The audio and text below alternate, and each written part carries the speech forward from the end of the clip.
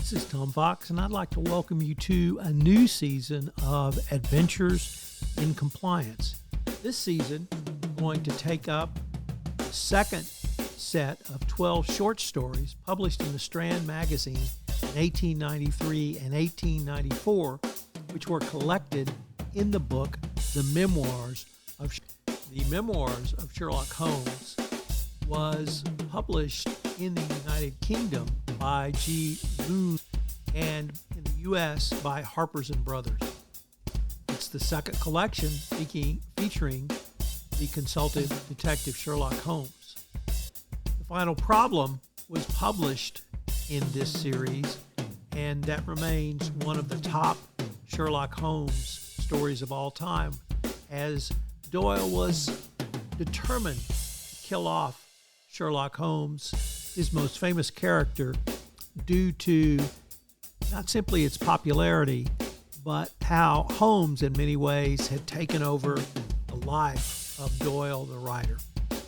I hope you'll take this opportunity to not simply listen to this podcast series, but also to reread the stories in the Memoirs of Sherlock Holmes. Today we begin an exploration of the Memoirs of Sherlock Holmes with the story of Silver Blaze. It is, of course, one of 56 Sherlock Holmes short stories by Conan Doyle, and it's the first in the collection of the Memoirs. Today we take up the adventure of the Yellowface, one of the very few Sherlock Holmes stories to directly confront racism in Victorian England. There are lots of lessons, and I know you will enjoy it. Sherlock Holmes is bored. Visitors bring him cases, and he solves them before the stories have even been told. He's so bored that when he returns home from a walk to discover he has missed a potential client, he amuses himself by examining the pipe that the visitor inadvertently left behind and delivering a full physical description of the man. He returns shortly after and proves every one of Holmes' assertions was true. Grant Monroe is the client, and he is distraught. His wife, Effie, is the widow of an American who died in one of the century's yellow fever outbreaks. But Effie has been deceiving him. She has been paying secret visits to a cottage not far from her family home.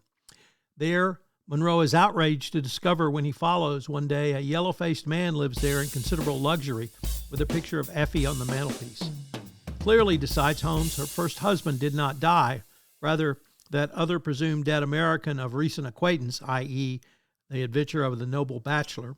Reports of his demise were certainly premature, and he has now set up house close by in his inadvertently bigamous spouse.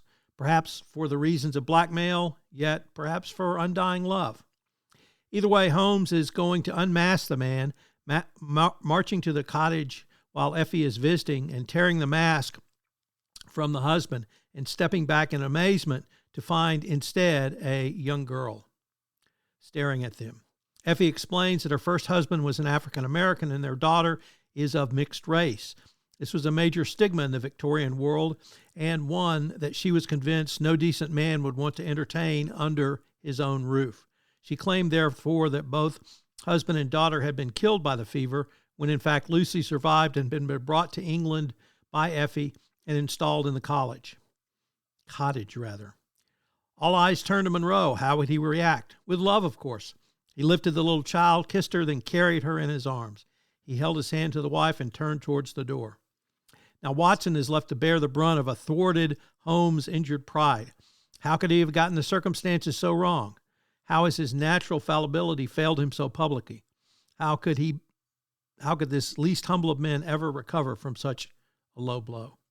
But the detective, too, surprises Watson.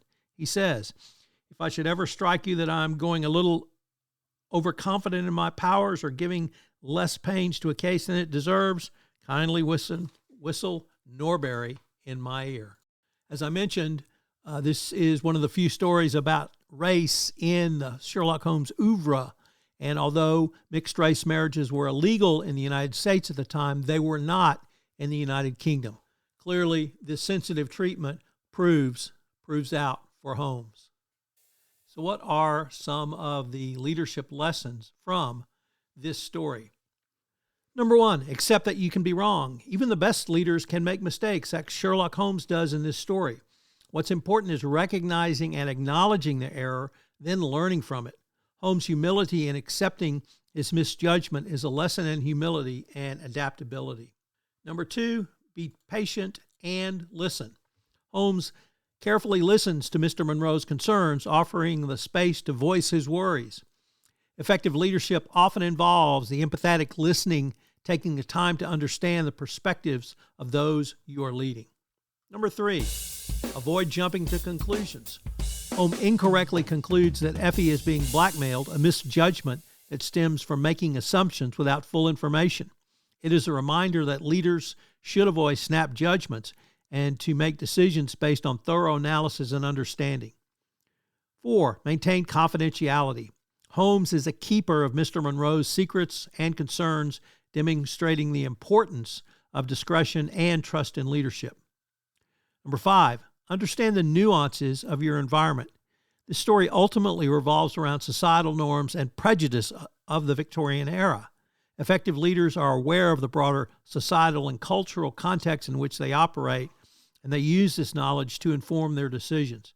I can't really think of a more important leadership point for compliance officers, particularly of those of multinational corporations, to do just that, understand the broader societal and cultural context in which your businesses operate and apply the same compliance principles. And number 6, encourage openness and acceptance. Although not explicitly a lesson from Holmes himself, the story's ending, where Monroe accepts Effie's daughter wholeheartedly, can be seen as an endorsement of leadership qualities such as openness, understanding, and acceptance. Leaders should be able to foster a culture of acceptance and inclusivity.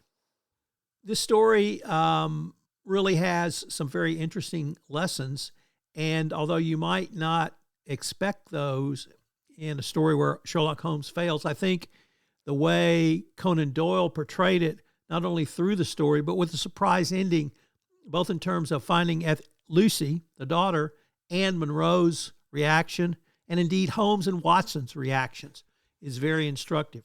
I hope you'll take this opportunity to reread this story, and indeed all of those in the Memoirs of Sherlock Holmes oeuvre. If you've enjoyed this episode, I hope you'll subscribe, rate, and review to Adventures in Compliance, wherever great podcasts are listened to, or perhaps even on YouTube. I also hope that you will take this opportunity to reread some of the great Conan Doyle short stories found in the collected works, the Memoirs of Sherlock Holmes. If you'd like to take a deep dive into a particular short story, I'd love to visit with you. So please give me a shout at tfox@tfoxlaw.com. Adventures in Compliance is a production of the Compliance Podcast Network.